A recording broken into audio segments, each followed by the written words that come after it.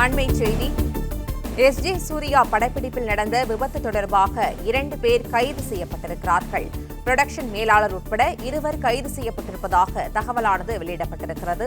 Cinema படப்பிடிப்பில் ஒருவர் உயிரிழந்த சம்பவத்தில் ஓட்டேரி போலீசார் 2 கைது செய்திருக்கிற நிலையில் கூடுதல் விவரங்களை செய்தியாளர் கதிரவன் வழங்க கேட்கலாம். கதிரவன், வணக்கம். இந்த கைது நடவடிக்கை தொடர்பான விவரங்களை பதிவு பண்ணலாம்.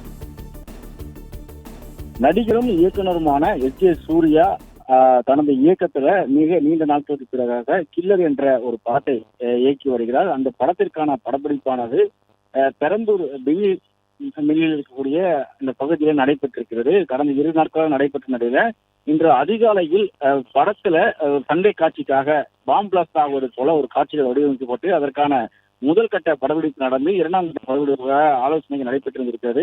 எஸ்.ஜே. சூர்யா உள்ளிட்ட 300 ஸ்டண்ட் கலைஞர்கள் இந்த படப்பிடிப்பின் போது இருந்திருக்கிறார்கள். படப்பிடிப்பு ஆலோசனைக்கு முன்பாக கேஸ் சிலிண்டரை மாற்றி அந்த பயிர் வலையை லோடு செய்யும் போது திடீரென லீக் ஆகி வெடித்திருக்கிறது. அதில் மதன் என்ற ஒரு இளைஞர் தொழில்நுட்ப கலைஞர் அவர் உயிரிழந்திருக்கிறார். மற்ற 3 நபர்கள் காயங்களோடு மருத்துவமனையில் சிகிச்சை பெற்று வருகிறார்கள். குறிப்பாக குன்றத்தூரை சேர்ந்த சக்திவேல், மதுரவாயில் பகுதியை சேர்ந்த சூர்யா, நெற்குன்றம் பகுதியை சேர்ந்த தினகரன் ஆகிய 3 பேர் சிகிச்சை பெற்று வருகிறார்கள். இந்த விவகாரத்துல அலட்சியமாக செயல்பட்டு மரணத்தை விளைவிக்கின்ற சட்டப்பிரிவின் கீழே ஓட்டேரி போலீசார் வழக்கு பதிவு செய்து புரொடக்ஷன் மேலாளராக இருக்கக்கூடிய ராமு மற்றும் இன்சார்ஜாக இருக்கக்கூடிய ஆறுமுக 2 நபர்களை கைது செய்து காவல் நிலையத்தில் வைத்து தற்போது விசாரணை நடத்தி வருவதாக தெரிவிக்கப்பட்டிருக்கிறது.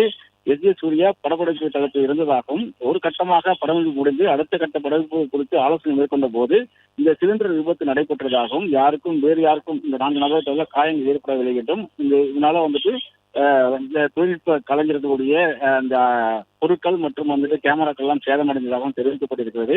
அதே மாதிரி இந்த மதனுக்கு வலது கால் துண்டாகவும் உடலில் பாதி பாகங்கள் துண்டாக இந்த வெடி விபத்தால துண்டாக மாறிய வெடித்து சிதறியதாகவும் தெரிவிக்கப்பட்டிருக்கிறது.